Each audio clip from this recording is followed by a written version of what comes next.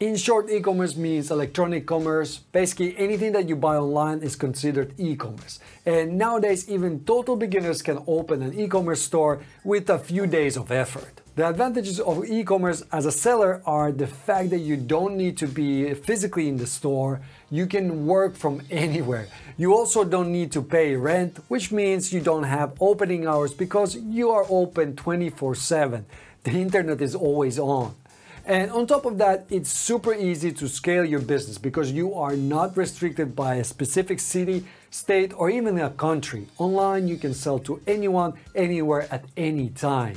Hello, Internet people, my name is Robert. So what do you need to start an e-commerce store as a beginner? First of all, you need a physical or digital product or a service. The second thing you need is a platform to sell it on. So the website, payment system, fulfillment of orders, and so on. Basically, the whole infrastructure behind the whole store. Don't worry, it all sounds scary, but it's not that hard, even for a beginner. Third, you need to think about how you will get people on your website. Let's dive deeper into each of these points. First of all, you need something to sell. You can make the product yourself, source the products, or drop ship the products. Drop shipping means you take the order from the customer, but pass the order to the manufacturer, who then delivers the product to the customer. This means you have no inventory and you are just a middleman. Now, dropshipping used to be popular maybe like 10 or 15 years ago. For example, Zappos started by dropshipping shoes. But nowadays it's way harder. There's a lot more competition, and building a long-term and sustainable business, you need to build a brand and trustworthiness with the customers. And remember that e-commerce is online, which means you can also sell digital products such as ebooks, video courses, software, photos, you name it. Anything digital, you can sell it online. I mean, people are selling drawings that you can print so your kids can fill it with colors, or even famous paintings with your dog's face in them. So don't think only in the traditional products, you can just think outside the box as well. Once you've decided what you want to sell, you also need a place to sell the products. This is where it gets a bit more interesting. You can set up an e-commerce shop by yourself. It's pretty easy with platforms like Shopify, BigCommerce, or WooCommerce. These platforms have been designed to sell products online. They have pre-built design templates that you can use to build your store, and it's just drag and drop editors, so it's easy to upload things on the website and change text and things like that. These platforms also integrate with just few clicks to a payment provider or a shipping company, so all that is taken care for you. You just need to set it up, which takes a bit of time and effort, but once it's there, it just works. I have a full tutorial on how to choose the right e-commerce platform for your business. Just click on the little banner here at the top. If you think this video has been valuable so far, consider giving it a like. Now, you could ditch the do-it-yourself way and go with marketplaces like Amazon, Etsy, or Fiverr.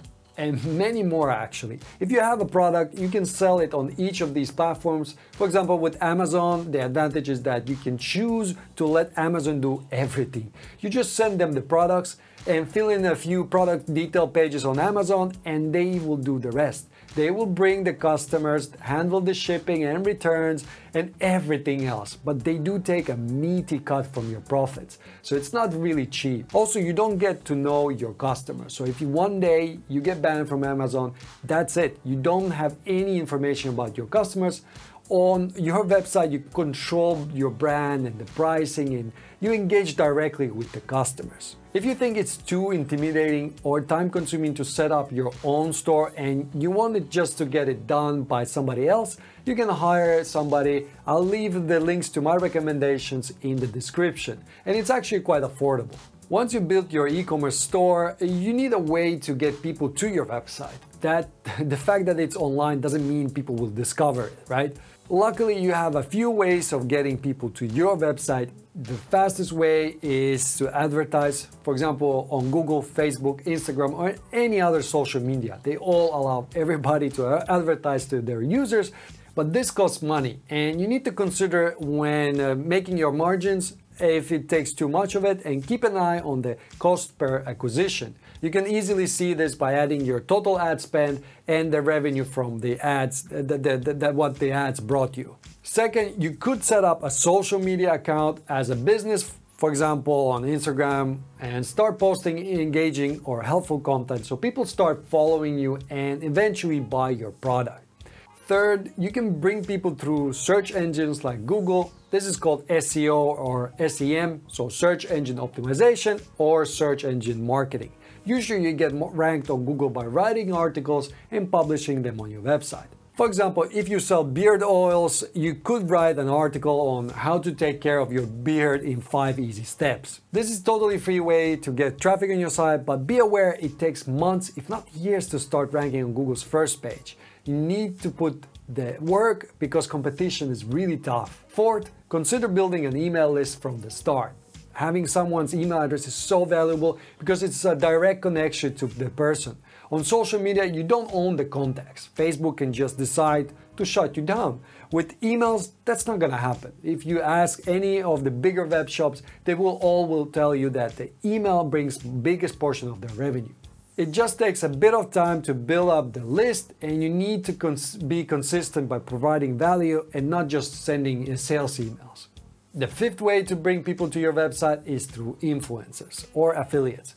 For example, you can provide your product for free to a YouTuber, so an influencer who already has some followers, and in return, if they like the product, they will create a video about your product. Usually as an incentive, you also give a commission to the influencers.